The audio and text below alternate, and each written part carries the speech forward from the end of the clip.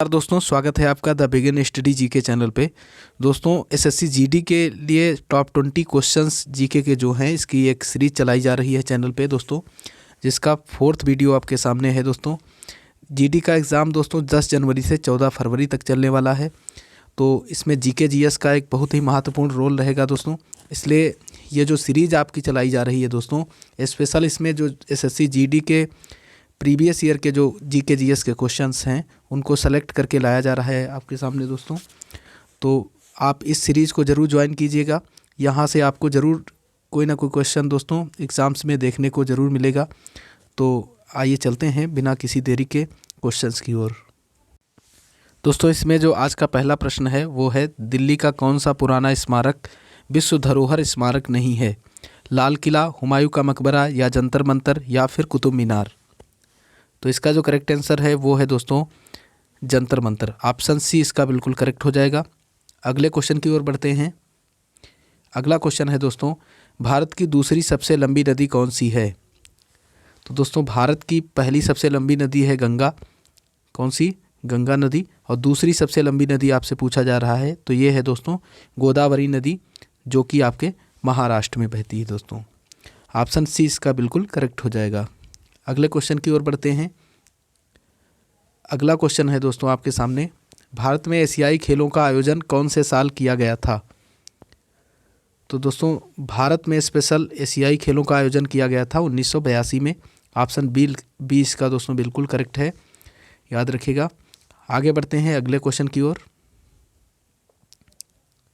अगला 4th number question आपके सामने है दोस्तों, भारतीय संविधान के निम्नलिखित अनुच्छेदों में से कौन सा अनुच्छेद राज्य के सरकारों को ग्राम पंचायतों को संगठित करने का निर्देश देता है? दोस्तों, कौन सा अनुच्छेद इसमें ग्राम पंचायतों के गठन के लिए है, ये आपको बताना है। तो अनुच्छेद 40 दोस्तों स्पेशल आपके ग्राम पंचायतों का जो गठन है उसका वर्णन इसमें है। और ये कहाँ मिलता है दोस्तों? अनुच्छेद 40 आपको प्राप्त होता है दोस्तों राज्य के जो नीति निर्देशक तत्व हैं, राज्य के नीति निर्देशक तत्व, उसमें आपको प्राप्त होता है। और नीति निर्देशक तत्व किसमें है दोस्तों? संविधान का जो भाग 4 है दोस्तों, उसमें वर्णन पाया जाता है राज्य के नीति निर्देशक तत्वों को का। और उसी में है आपका ये अनुच्छेद 40, जिसमें ग्राम पंचायतों के गठन के बारे में बताया गया है। तो आगे बढ़ते हैं अगले क्वेश्चन की ओर। अगला है दोस्तों, खतरे के संकेत के लिए लाल प्रकाश का प्रयोग क्यों किया जाता है? दोस्तों, नीति निर्देशक तत्व से एक क्वेश्चन और पूछा जाता है। ये कहाँ से लिए गए हैं, किस देश से? तो ये लिए गए हैं दोस्तों आयरलैंड के संविधान से। ये भी आप याद रखिएगा। अगला क्वेश्चन ये देखिएगा दोस्तों, खतरे के संकेत के लिए लाल प्रकाश का प्रयोग क्यों किया जाता है? 5वां क्वेश्चन आपके सामने है। तो इसका जो राइट आंसर है वो है दोस्तों ऑप्शन डी, क्योंकि इसका प्रकीर्णन सबसे कम होता है। लाल रंग का दोस्तों प्रकीर्णन सबसे कम होता है, इसलिए दोस्तों इसका यूज किया जाता है संकेत बोर्ड के रूप में। अगला क्वेश्चन देखते हैं। अगला प्रश्न आपके सामने है, किसी अर्थव्यवस्था में यदि ब्याज की दर को घटाया जाता है तो वह क्या होगी? अर्थव्यवस्था में उपभोग व्यय घटाएगी, अर्थव्यवस्था में निवेश व्यय को बढ़ाएगी, सरकार के कर संग्रह को बढ़ाएगी, अर्थव्यवस्था में कुल बचत को बढ़ाएगी? तो इसका जो राइट आंसर होगा दोस्तों वो होगा आपका ऑप्शन बी, अर्थव्यवस्था में निवेश व्यय को बढ़ाएगी। दोस्तों, यदि ब्याज की दर को घटाया जाता है अर्थव्यवस्था में तो निवेश को बढ़ाएगी, तो दोस्तों इन्वेस्टमेंट उतना ही बढ़ेगा, ये आप याद रखिएगा। अगले क्वेश्चन की ओर बढ़ते हैं। भारत का अंतरिक्ष स्पेस रॉकेट लॉन्चिंग केंद्र कहाँ है? व्हीलर आइलैंड, हासन, पोर्ट ब्लेयर, श्रीहरिकोटा? तो दोस्तों ये सभी को पता होगा, भारत का जो अंतरिक्ष रॉकेट लॉन्चिंग केंद्र है वो है श्रीहरिकोटा, आंध्र प्रदेश में। कहाँ है दोस्तों? आंध्र प्रदेश में। ये भी आप याद रखिएगा। अगले क्वेश्चन की ओर बढ़ते हैं। अगला क्वेश्चन आपके सामने है दोस्तों, निम्नलिखित में से कौन सा ग्रंथ कालिदास ने लिखा है? ऋतुसंहार, कुमार संभोम, अभिज्ञान शाकुंतलम, उपर्युक्त सभी? तो दोस्तों ये सभी ग्रंथ हैं महाकवि कालिदास के। इसलिए ऑप्शन डी इसका बिल्कुल करेक्ट हो जाएगा। अगले क्वेश्चन की ओर बढ़ते हैं। पानीपत की पहली लड़ाई में बाबर ने किसको हराया था? सिकंदर लोदी को, इब्राहिम लोदी को, राणा सांगा को या फिर शेर शाह सूरी को? तो दोस्तों जो पानीपत की पहली लड़ाई हुई थी वो हुई थी 1526 ईस्वी में। और इस किसके किसके बीच हुई थी दोस्तों? बाबर और इब्राहिम लोदी के बीच। ऑप्शन बी इसका बिल्कुल करेक्ट होगा। अगले क्वेश्चन की ओर बढ़ते हैं। अगला 10th क्वेश्चन आपके सामने है दोस्तों। जहांगीर के दरबार में ब्रिटिश शासक जेम्स प्रथम का राजदूत कौन था? राल्फ फिंच, पिट्रा डेला वेला, विलियम हॉकिंस या एडवर्ड टेरी? तो जहांगीर के दरबार में दोस्तों जो जेम्स प्रथम का राजदूत था वो था आपका विलियम हॉकिंस। ऑप्शन सी इसका बिल्कुल राइट हो जाएगा। अगले क्वेश्चन की ओर बढ़ते हैं। अगला क्वेश्चन आपके सामने है दोस्तों। किस दिल्ली सुल्तान ने राज्य की सहायता के लिए नहर सिंचाई व्यवस्था का प्रारंभ किया? गयासुद्दीन तुगलक, रजिया सुल्तान, अलाउद्दीन खिलजी या फिर सिकंदर लोदी? तो नहरों की व्यवस्था शुरू की थी दोस्तों गयासुद्दीन तुगलक ने। और ऑप्शन ए इसका बिल्कुल करेक्ट होगा। तुगलक वंश की स्थापना यदि पूछा जाए किसने की थी तो इन्होंने ही की थी दोस्तों, गयासुद्दीन तुगलक ने। अगले क्वेश्चन की ओर बढ़ते हैं। अगला क्वेश्चन आपके सामने है।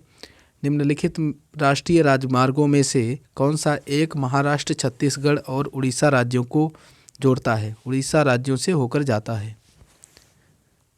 NH6, NH4, NH5 या फिर NH7? तो दोस्तों महाराष्ट्र, छत्तीसगढ़ और उड़ीसा राज्य को जोड़ता है NH6। ऑप्शन ए बिल्कुल राइट हो जाएगा इसका। अगले क्वेश्चन की ओर बढ़ते हैं। अगला क्वेश्चन आपके सामने है दोस्तों। दक्षिण अमेरिका में अमेजन द्रोणी में कौन से वन हैं? पर्वतीय वन, आर्द्र पर्णपाती वन, विषुवतीय वर्षा वन, उपोष्ण मिश्रित वन? तो दोस्तों दक्षिण अमेरिका की जो द्रोण घाटी है उसमें पाए जाते हैं दोस्तों आपके विषुवतीय वर्षा वन। ऑप्शन सी इसका बिल्कुल करेक्ट हो जाएगा। अगले क्वेश्चन की ओर बढ़ते हैं। अगला क्वेश्चन आपके सामने है दोस्तों। भारत की एंटी टैंक मिसाइल है आकाश, अग्नि, नाग या फिर पृथ्वी? तो भारत की दोस्तों एंटी टैंक मिसाइल है इसमें से नाग मिसाइल दोस्तों क्या है आपकी एंटी टैंक मिसाइल है, याद रखिएगा। अगला देखते हैं दोस्तों। अगला क्वेश्चन है अटक से कटक नामक विजय घोष किससे जुड़ा हुआ है? बहुत ही मोस्ट क्वेश्चन है दोस्तों ये। अटक से कटक नामक विजय घोष किससे जुड़ा हुआ है? मुगल से, मराठा से, सिंधिया से या फिर राजपूत से? तो इसका जो राइट आंसर है वो है दोस्तों ऑप्शन बी। अटक से कटक किसने कहा था दोस्तों? मराठाओं ने। ऑप्शन बी इसका बिल्कुल राइट हो जाएगा। नेक्स्ट क्वेश्चन देखते हैं। निम्नलिखित में किसने 1792 में गीत गोविंद का अनुवाद किया? दोस्तों इनमें से किसने 1792 ईस्वी में गीत गोविंद का अनुवाद किया ये आपको बताना है। Charles Wilkinson, sir William Jones, sir Robert Chambers, Wilson? तो गीत गोविंद का अनुवाद किया था सर विलियम जोन्स ने। ऑप्शन बी इसका बिल्कुल राइट हो जाएगा दोस्तों। आगे बढ़ते हैं अगले क्वेश्चन की ओर। अगला क्वेश्चन आपके सामने है। इनमें से किस पुरस्कार की स्थापना सबसे अंत में की गई थी? दादा साहेब फाल्के अवार्ड, भारतीय ज्ञानपीठ अवार्ड, अर्जुन अवार्ड या राजीव गांधी खेल रत्न अवार्ड? तो दोस्तों इसमें से राजीव गांधी खेल रत्न अवार्ड जो है इसकी स्थापना सबसे अंत में की गई और इसका नाम बदल करके अभी हाल ही में दोस्तों कर दिया गया है major Dhyanchand award. Major Dhyanchand award ये भी आप याद रखिएगा। मेजर ध्यानचंद अवार्ड इसका नाम अभी चेंज कर दिया गया है। अगले क्वेश्चन की ओर बढ़ते हैं।